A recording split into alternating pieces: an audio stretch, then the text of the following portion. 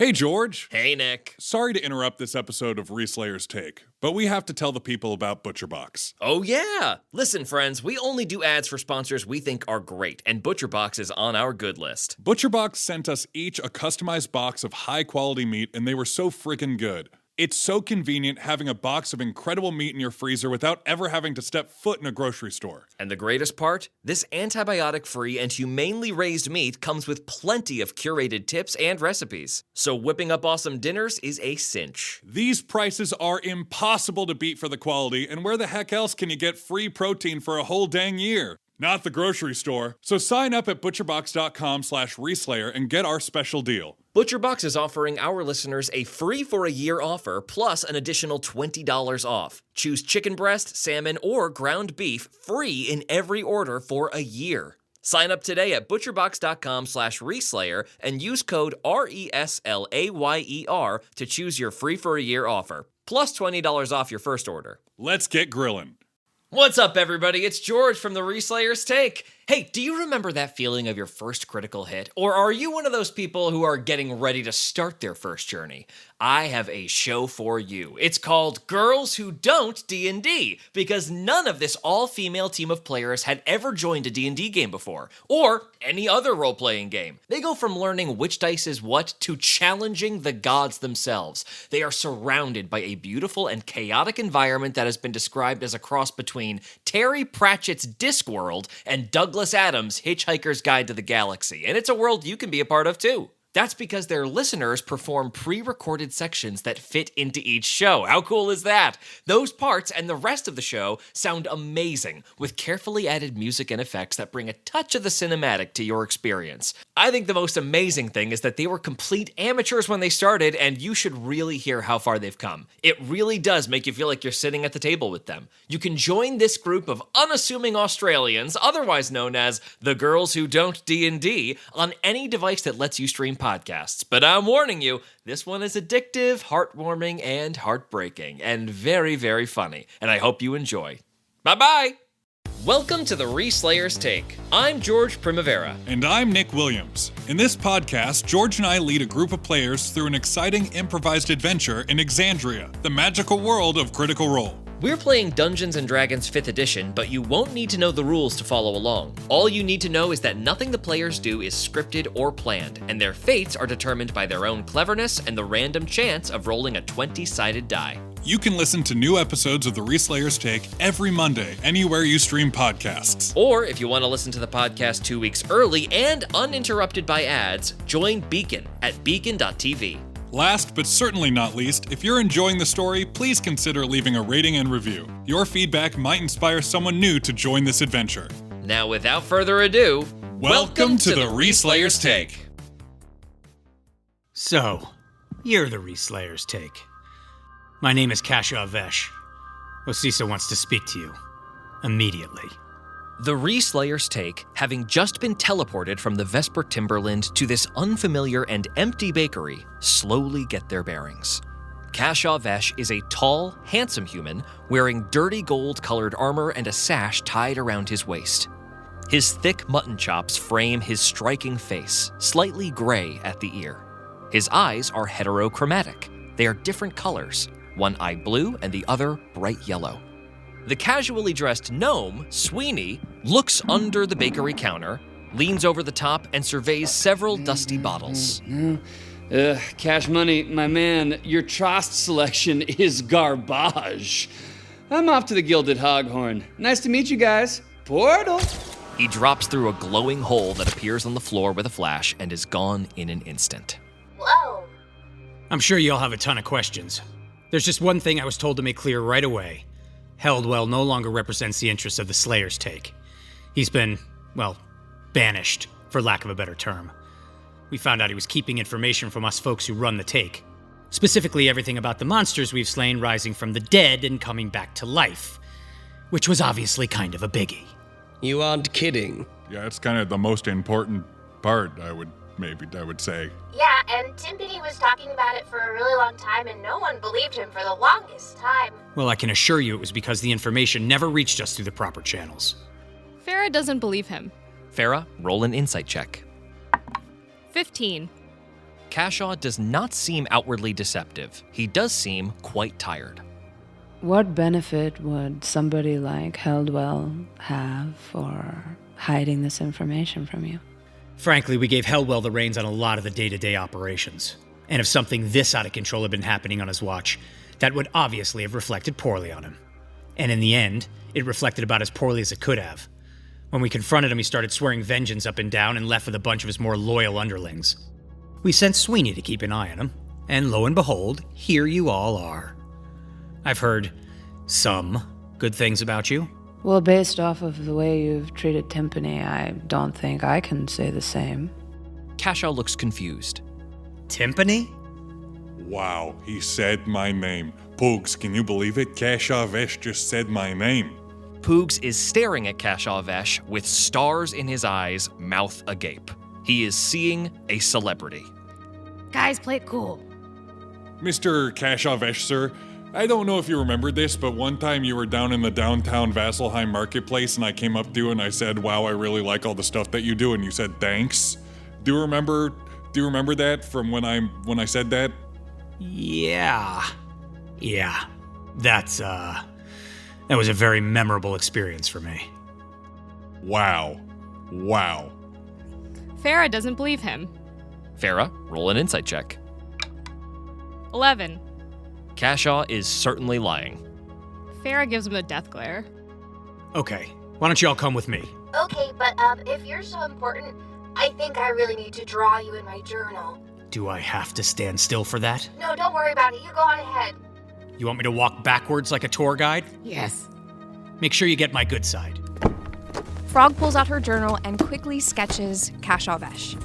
Cashaw Vesh leads the Reslayers down a long, narrow hallway. The taxidermized heads of terrifying monsters mounted on the bordering walls. So this one's obviously a displacer beast. Check out that gorgeous black fur, those huge fangs. This was one of my first. Hira decides internally that she does not care for this man. Anyway, I could go on and on. I've taken like 6 or 7 of these bad boys out. I have a question for you guys, though. How did you even know all this was going on in the first place? Farah points to Timpani. Well, I sorta kinda got this group together under false pretenses. Oh yeah, he was pretending that he was part of the Slayer's Take, and he told us that we could join the Slayer's Take if we just helped him out. Yeah, that part's not so important. It was more that I was trying to get a group together to look into some of the spooky happenings that I had been noticing around the Vesper Timberland, and we went up there and we actually took the fight to the bones of Rhymefang. You remember Rhymefang? Yeah, of course. Well, he got animated all spooky-like, and we fought him, and I actually brought his skull down to Heldwell, but he labeled us all crackpots, and I wouldn't take no for an answer because too much bad stuff was happening, so I took the whole group to my Looney Tunes conspiracy board, and the rest is a tale as old as time. So you lied to everyone about being a member of the Slayer's Take. Okay, but sometimes the ends justify the means. So maybe take that judgment and just maybe think about that, you know? Oh, I was just trying to get a clear picture. I frankly don't care. Anyway, I'm just your introduction. Osis the one who calls the shots around here. Don't let her general sphinxiness throw you off. Cashaw leads you to the end of the hallway, which opens up to a vaguely open and still empty tavern. It is very early in the morning still. The sun has not come up over the walls of the Dawn City, but you look out the window and see the streets of Vasselheim. Wow, I've never seen a sphinx before. I'm so excited. I'm sure she is too. Suddenly, Cashaw cocks his head as if he is listening to instructions that no one else can hear. She's ready to see you now. So are you this Sphinx's secretary? I wouldn't call myself a secretary so much as I would. There's no shame in hard work. I wasn't judging. She's ready to see you now. The floor suddenly opens up beneath your feet. With her monk training in mind, Frog slows her fall. Everyone except Frog takes 10 points of bludgeoning damage as they slam into the stone below. Hira immediately springs to her feet, looking around, and says, "What is the meaning of this?" you all find yourselves in a chamber that feels utterly cavernous. Though you feel as though you only fell about 20 feet, looking up, the ceiling seems 100 feet high as the trapdoor above you closes, Kashaw disappearing as it does. Frog, you are thrown into absolute pitch-black darkness. But Hira, Farah, and Idrin, with your dark vision, you can vaguely make out the shapes of immense pillars all around you. Frog blinks and looks around. Are we still all here together? Yes, Frog, we are still here, but Kashaw is notably not. Are we here alone? I think it's just us. It feels wild that the city inspector would allow this big of a cave to be built under a business. I have a feeling no one knows that this is here. Suddenly, within the inky void in front of you, 2 gigantic, glowing blue eyes open. Accompanying these eyes is a low, guttural, feline growl. The Reslayer's take. How quaint. Being able to see in the dark, Hira strides forward, perhaps a little too bold. Yes, quaint. Get your little barbs out of the way. We know that you Slayers take people love putting us down. Timpani, don't listen to them. Timpani's jaw is on the floor. That's that? a sphinx. Patterns begin to light up along the pillars, casting dim blue light around the chamber, revealing the body of the Sphinx, Osisa. She is a truly large creature, with the body of a tremendous yet skinny cat, and a feminine humanoid face marked with thick, golden lines. Enormous wings are tucked in at her sides. I am Osisa, chosen of the knowing mistress, patron of the Slayer's take. Hira leans into Farah and says, well, I guess we know why she's the chosen. Frog steps forward. Hello, nice to meet you. Would you mind if I, drew you in my journal? Put away that book and pay attention. Oh, absolutely. I would never think of it. Frog frantically stuffs her journal back in her knapsack. Jeez, Lou. I mean, I knew that somebody named Osisa pulled all the strings at the take, but I didn't expect it to be a big cat lady. Timpani, you've been saying Sphinx. What do you think a Sphinx is? I don't know. Somebody just said Sphinx earlier. Timpani is suddenly magically silenced. Farah tries to recall anything that she has learned in her past about sphinxes. Farah, make an Arcana check with disadvantage. 15. You do not know much, only that sphinxes often preside over ancient temples, sepulchres, or vaults, most of which are usually hidden. Her intense gaze falls on Timpani. Goth, seems you finally found your own slew of misfits to lead. Timpani farts in terror. And Poogs of the Udaspire Horde Hive. I can smell your guilty conscience from here. What is a pillager like you doing with such a conspicuous bunch? I'm not I don't do that anymore. No. It would seem a certain bakery in town is misplacing ingredients left and right. Do you deny that this is your doing?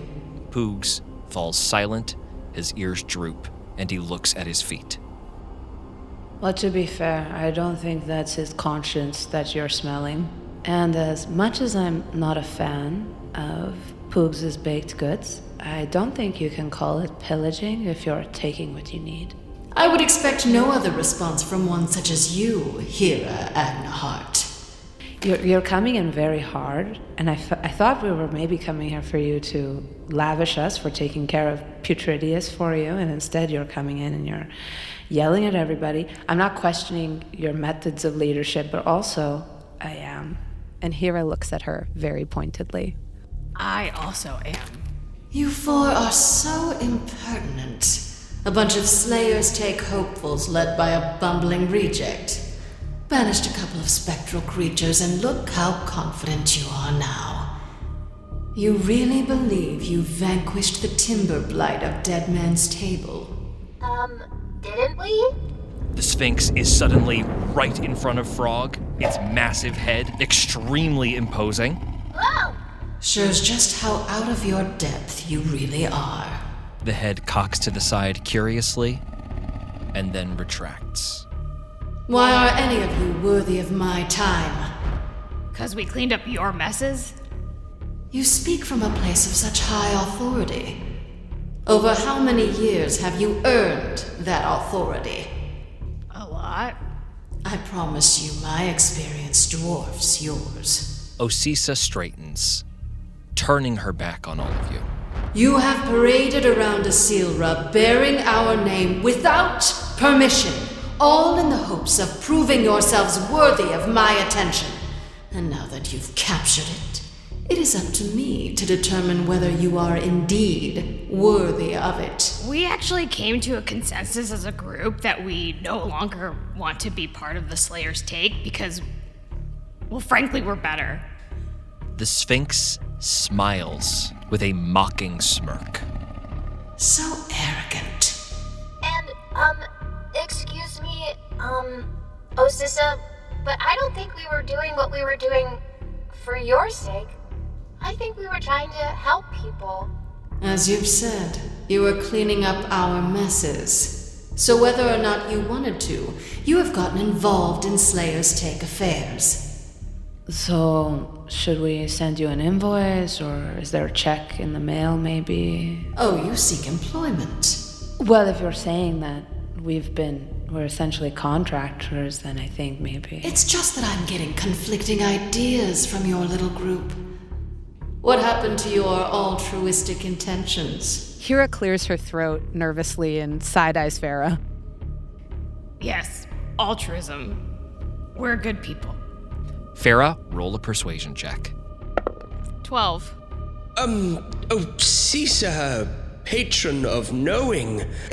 The Slayer's mistress, I wish to say that I just think we've gotten off on the wrong foot here, or poor, or... Silence! Whether or not your intentions are selfish or selfless is of no concern to me. I must measure your competence and your conviction. Steel yourselves, for you will now be tested. And suddenly, a roiling cloud of magical darkness travels fast across the ground, engulfing all of you.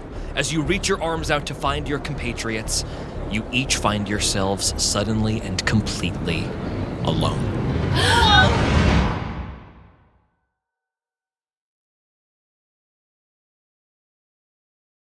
With the planning, recording, and editing that go into the Reslayer's Take, Nick and I aren't left with a lot of time for exercise. Luckily, our sponsor, Tonal, has helped us use the time we actually have to create personalized workouts just for us. Tonal learns from your movement and provides suggested weight recommendations for every move, and they even give you detailed reports on your progress. They create personalized programs and workout suggestions based on your individual goals. Like me, I want the rogue-like agility to backflip over dungeon traps. And I want the berserker strength to hold a heavy door up for my friends so they can escape the undead hordes thanks to my heroic sacrifice. With Tonal, you can do it all. It's like having a personal trainer at home with you. Unlike traditional gym equipment, Tonal uses adaptive digital weight to advance your training techniques. Whether you're a professional athlete or a cake-loving dungeon master like us, Tonal can be trusted to help you become your strongest, most fit self. Right now, Tonal is offering our listeners $200 off your Tonal purchase with promo code RESLAYER. That's Tonal.com and use promo code RESLAYER for $200 off your purchase. Tonal.com, promo code RESLAYER for $200 off. Let's roll those athletics checks. Creating really great retail experiences is tough, especially with multiple stores, teams of staff, fulfillment centers, separate workflows. It's a lot.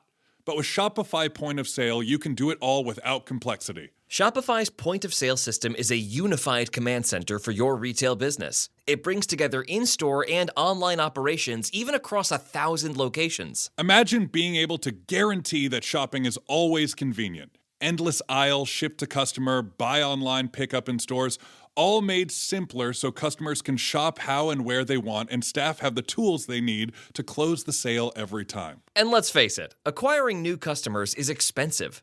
With Shopify POS, you can keep existing shoppers coming back to your stores with consistent, tailored experiences and first-party data that give marketing teams a competitive edge. Want more? Yeah! Check it out at shopify.com/r/ all lowercase and learn how to create the best retail experiences without complexity. That's shopify.com/r/. Cha-ching!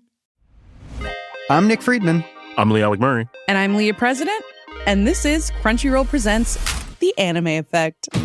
We are a new show breaking down the anime news, views, and shows you care about each and every week. I can't think of a better studio to bring something like this to life. And I agree.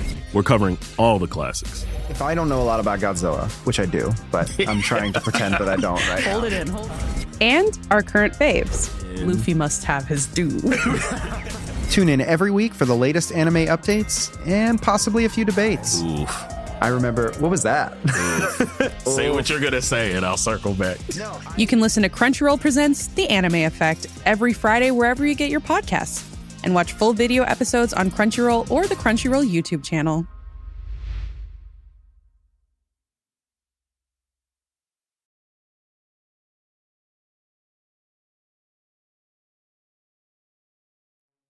Frog. You look up into the suddenly appearing face of the Sphinx Osisa. The one that calls herself Frog, an amphibian flung from the pond into an unfamiliar world. You are a seeker of knowledge. Yes, I'm trying to learn as much as I can. This is a pursuit the knowing mistress honors, but you would seek to act on your knowledge without having earned the full breadth of it. Wiser than you have done the same and fallen to ruin, dragging those they love with them. What makes you different? That's a really good question. I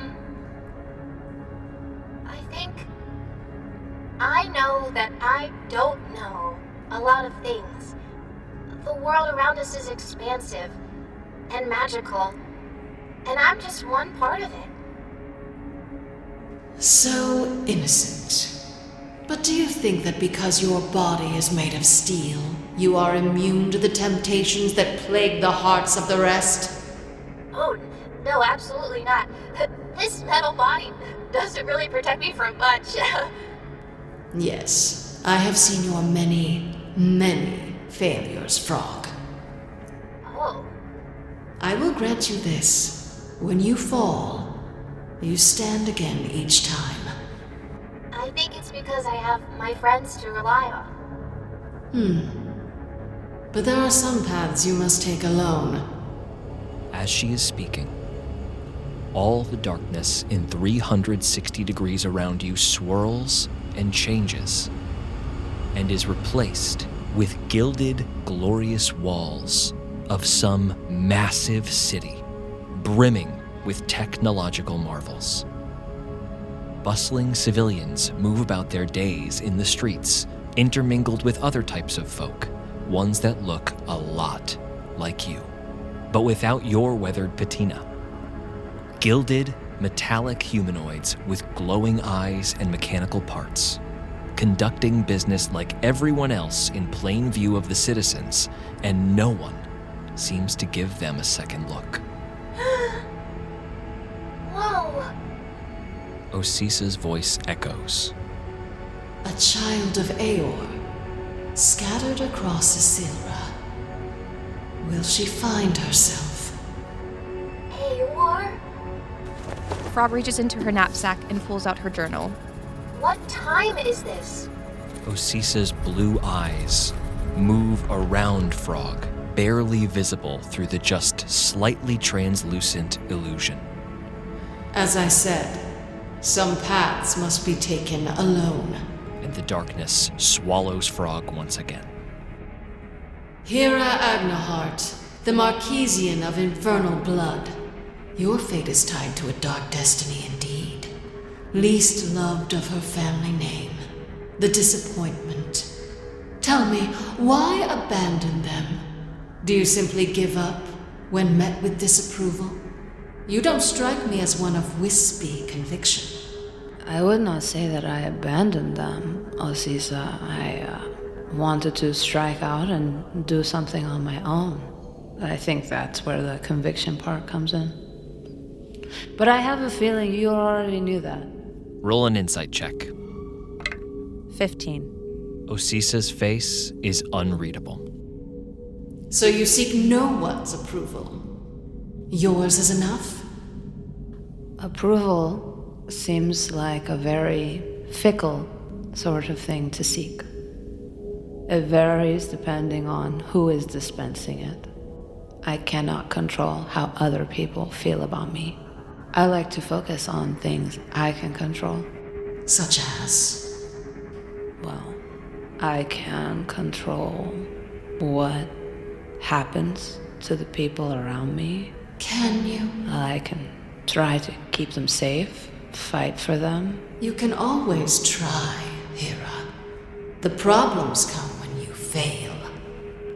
I don't have a say in the outcome of things, but I do have a say in how I meet what every day brings to my doorstep. But what if there is something you can control back home in Marquette that you have simply overlooked? I've never been there. I was born here. I know my family has lived there, but I don't know anything about that part of my life. The way forward from here will be quite arduous. Why not run home to your family? Well, if we're being honest, the way forward with them was arduous too. When the path of your life has been rocky, the idea of hardship is something you come to accept. Well, something tells me your destiny will tug you back to them. I can see fate's tether on you like a fishing line, reeling you back in. Osisa turns away, and her voice echoes with a more cavernous quality. When family ties are bound with iron and blood, the severing of such will prompt a wail, the likes of which will turn the hearts of man. For choices made for you will be your jail, and render you a witness to the flood. A figure is suddenly illuminated in the darkness to your right. A kneeling tiefling woman, prostrated before what looks to be a flaming altar. She rocks back and forth in a rhythmic prayer that you cannot hear. As you look closer, centered on the altar is a hideous mask with a snarling, tusked mouth and flaming red eyes, wreathed with a spiky crown. As you watch, the woman lifts her head, her sharp horns catching her hair to reveal her face. You recognize your mother, though clearly much, much younger. She reaches a shaking hand out and touches the mask face. And as she does, ornate red tattoos in the shape of chains form around her wrist and hand. There's a burning sensation on your left hand, Hera. And when you look down, you see an identical marking. As you look back, she is aged up to the present day and looks much older, still kneeling at the altar. Hera thinks about how she hasn't seen her mother in a long time and continues watching. As you stare at your mother, her eyes open, tears welling up and then receding, and her head turns with a snap and looks directly into your eyes. And you hear a voice in your mind as the image mouths, Hera. And the vision dissipates. You look down, and the markings have disappeared from your wrist. Hera touches her forearm, almost as if to reassure herself that it's still there. And as you look down, clutching your arm, the darkness engulfs you yet again. You have lived many lives, Farah. Her voice drips with contempt as she says your name. And through them all, you have tried and failed to find your story, to establish your legacy. And all that remains behind you are shattered dreams, wronged allies, and broken relationships.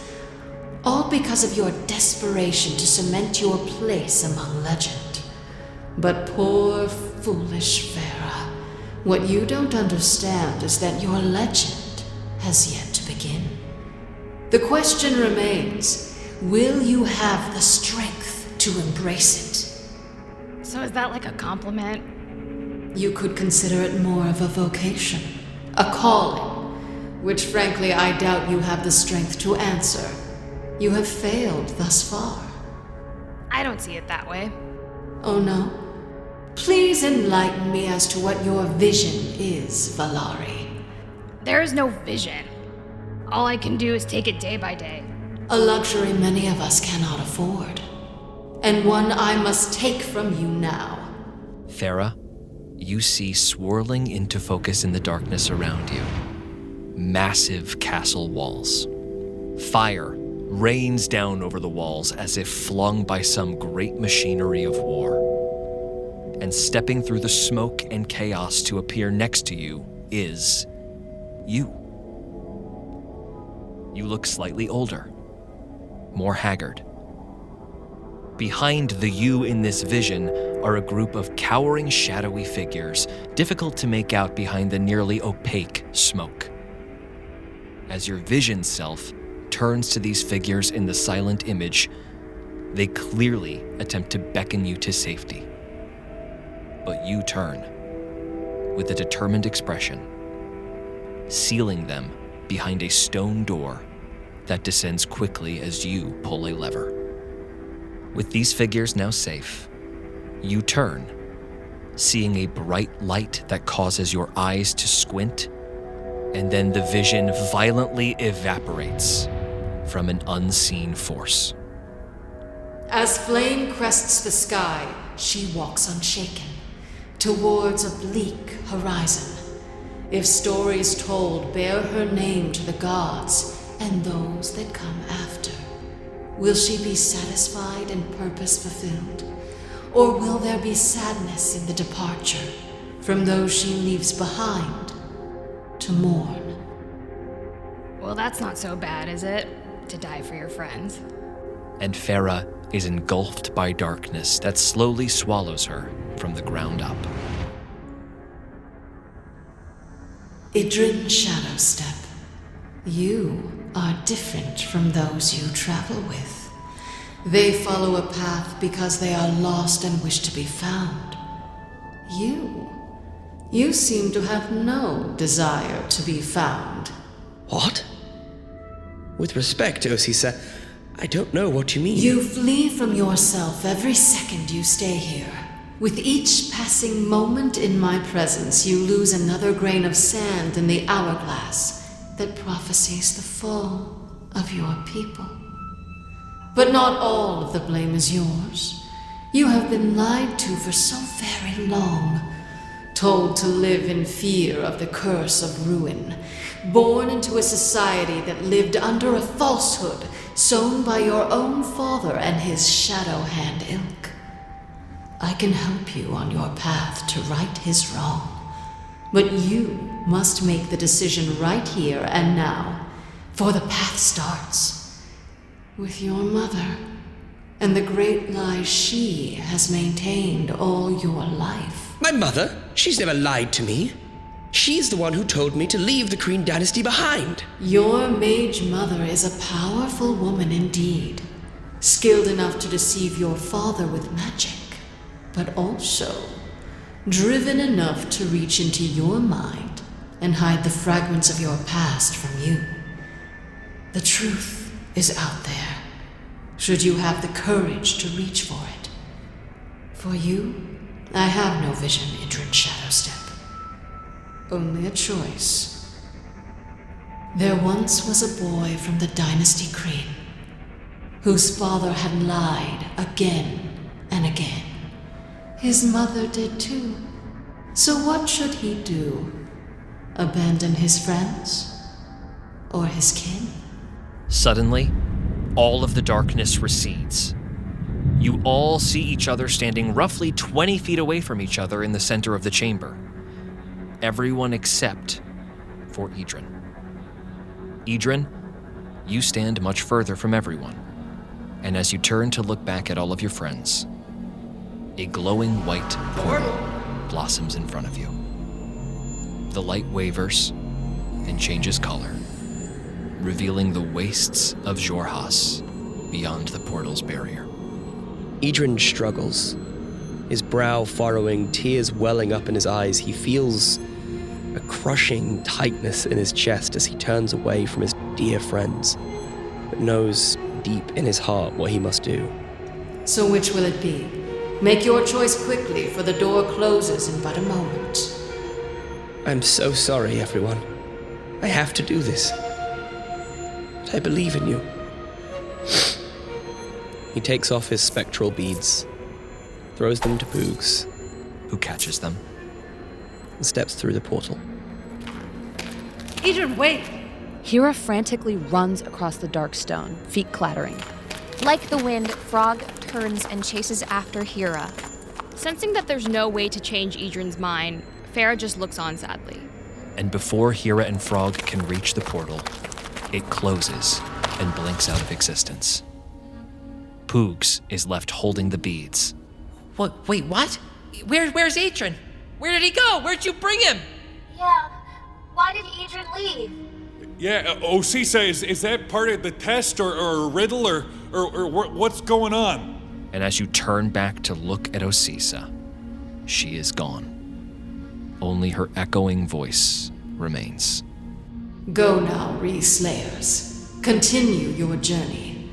You have much, much more to discover, and much more to endure.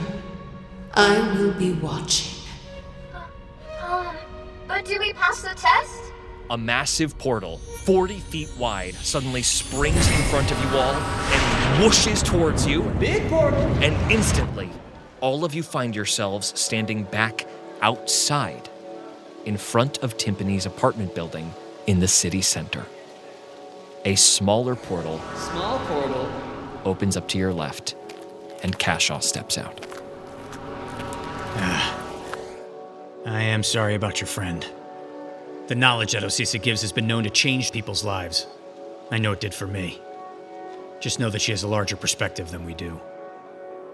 Listen, I know you mean well, but this is kind of a family moment, and I think we need to, handle this with just our people, and you're kind of an outsider, if I'm being honest. That's very fair.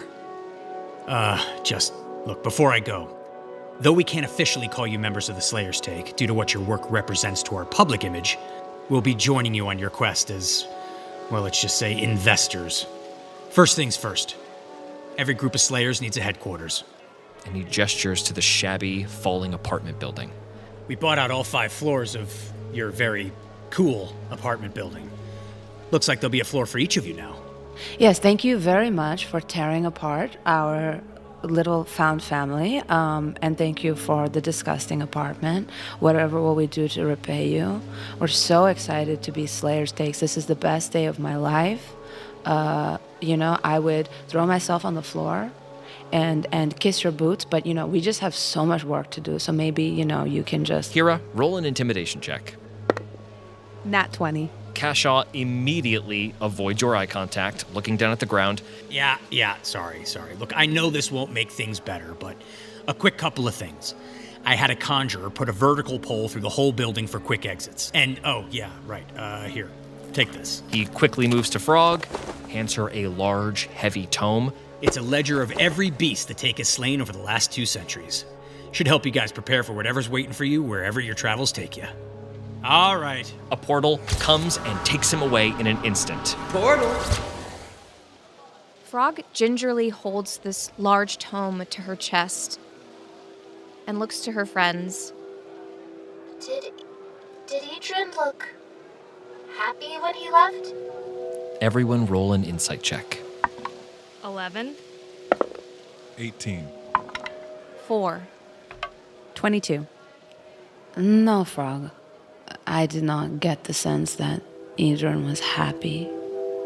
I think he was compelled by some sort of duty. He looked, if anything, shocked by what he had learned.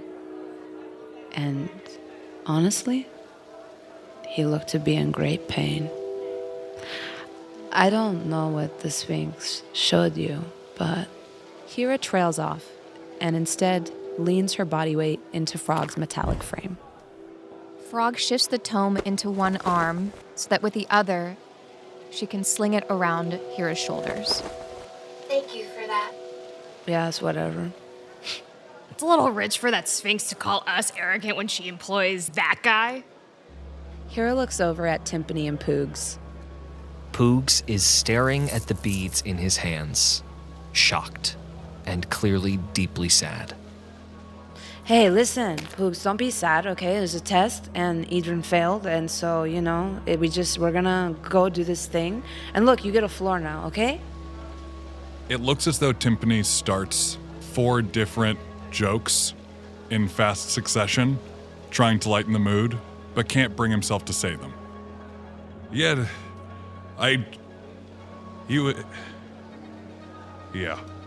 And Timpani slowly shuffles towards the apartment building. Poogs hangs behind for a moment. But who's gonna wear the... What do we do with this? He tossed it to you. Yeah, I think it's time for you to be brave, Poogs. Like I know you are. But Adrian's a powerful wizard. I don't deserve to wear these. I think that he's the only one who can make that decision. Letting the facade drop for a moment, Kira places one well-manicured hand on Poogs' shoulder and says, I think Adrian was reluctant to leave us, and he wanted you to protect us in his stead. Which is funny because, you don't have very many skills, but I think it's maybe the sentiment that counts. In a weak attempt to comfort him. Roll a persuasion check with disadvantage. 6. Poogs clearly gets caught up on the don't have any skills portion of the pep talk and says, Thanks, Issylra. Yeah, I've been told I'm very kind. Frog kneels down to meet Poogs at eye level. She reaches out to grab the beads. Poogs, with no hesitation, hands them over. Yeah, it shouldn't be me. It should be one of you guys. You should... Shush! Just wait a second. Frog takes the beads and meaningfully wraps them around Poogs' wrist, making sure they fit just right. See? It's like they were made just for you. Roll a persuasion check. 19. Poogs sniffs and looks up into Frog's glowing eyes with tears in his. I'll do my best. But as soon as we find somebody who can do a better job with them, we should give them to them. Sure. Whatever you want, Poogs. Kira takes her hand off of Poogs' shoulder and starts to follow Timpani into the apartment building. But over her shoulder, she says, Poogs, just because somebody thinks you're a pillager doesn't make you one, okay? You're worthy. She was right, though. In my strife days, I was a highwayman. I would wait on the sides of paths and roads, and I would rob people. That's how I met Timpani. Timpani? Is this true? He stole my coin purse, but I stole his heart. But before that, I robbed a lot of people. Well, I think we all have a past. I don't necessarily remember mine, but, I also could have been a highwayman or whatever. Who knows? Frog, you would have been the best highwayman in all of the Utispire Mountains. Not as good as you, Poogs. This makes Poogs very sad. Oh, I didn't...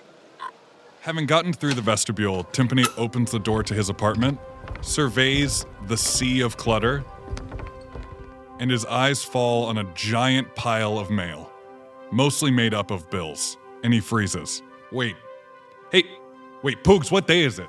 I think it's the first of the month. Timpani immediately dives into the pile of mail and begins checking each one, discarding them behind him as he does. What the That's not it. Nope. Okay, come on. First of the month. Aha! He pulls out a now slightly crumpled green envelope with gold trim. On the front, the name Timpani Guff is scrawled in a beautiful gold calligraphy that seems to dance off the paper. The back is sealed with a wax seal with the letters PS pressed into it. He rips the fine paper carelessly and reads the letter. Dear cousin, in this envelope of holding, you'll find your monthly stipend along with the advance you requested. Now, please don't go spending it all in one place this time. Sincerely, Boomat. P.S. You happen to still have my screwdriver? I can't seem to find it. Timpani crumples up the letter and throws it into the trash heap. Let's go shopping!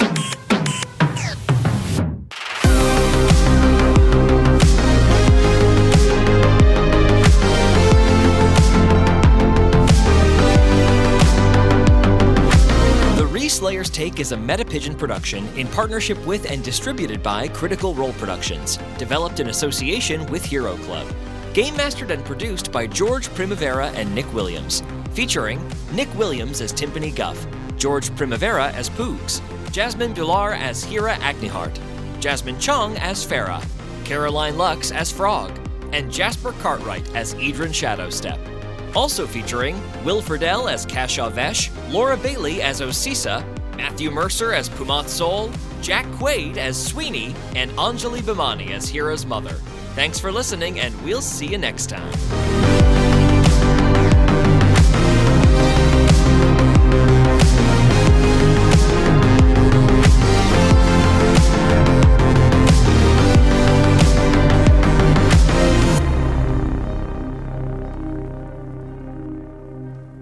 Which is funny because, you know, you don't have very many skills, but I think it's maybe the sentiment that counts. In a weak attempt to comfort him. Roll a persuasion check with disadvantage. I deserve that.